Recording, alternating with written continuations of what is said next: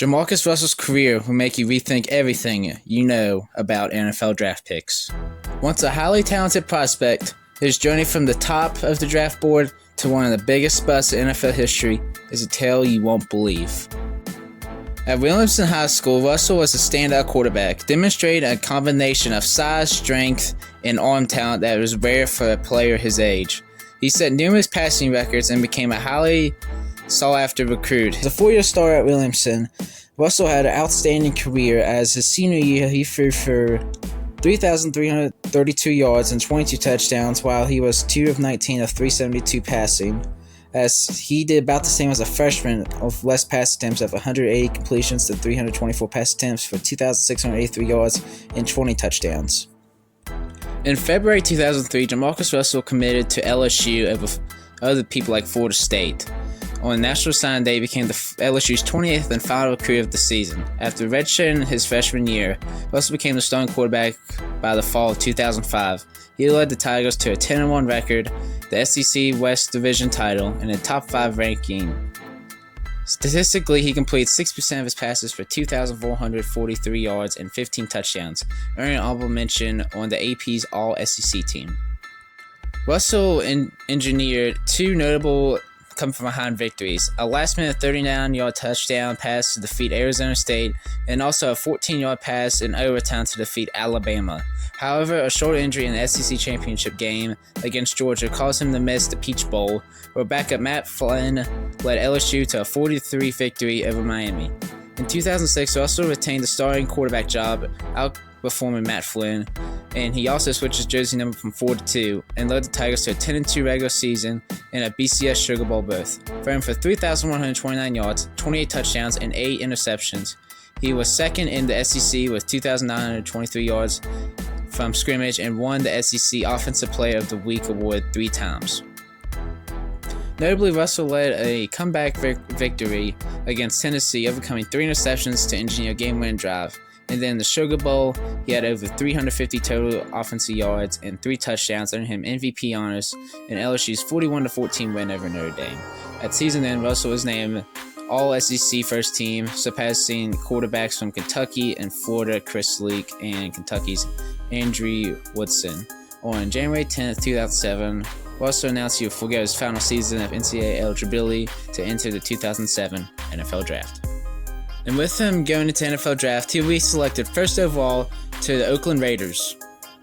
Russell's NFL career got off to a rocky start as contract negotiations dragged on, leading to a lengthy holdout that caused him to miss most of training camp and the preseason. He finally signed a 6-year, $61 million contract with $32 million guaranteed, one of the largest rookie contracts in NFL history at the time. Russell's rookie season was underwhelming. He played in 4 games and only started one of those 4 games. He completed 36 of 66 passes for 373 yards, 2 touchdowns, and 4 interceptions. In Russell's second year in the NFL, he played a little better, starting 15 games and had 13 touchdowns, 8 interceptions, with completion percentage really low at 53.8 and 2,423 yards.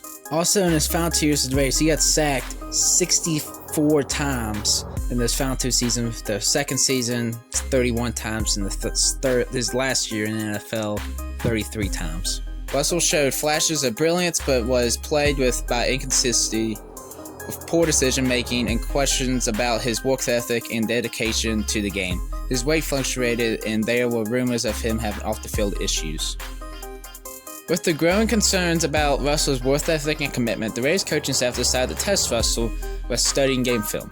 They gave him a blank tape, telling him it contained footage from upcoming opponents' defenses.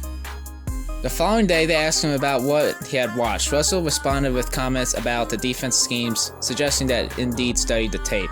It revealed Russell's lack of engagement and accountability, as he hadn't even bothered to check the tape. By the end of the 2009 season, Russell's performance has not improved.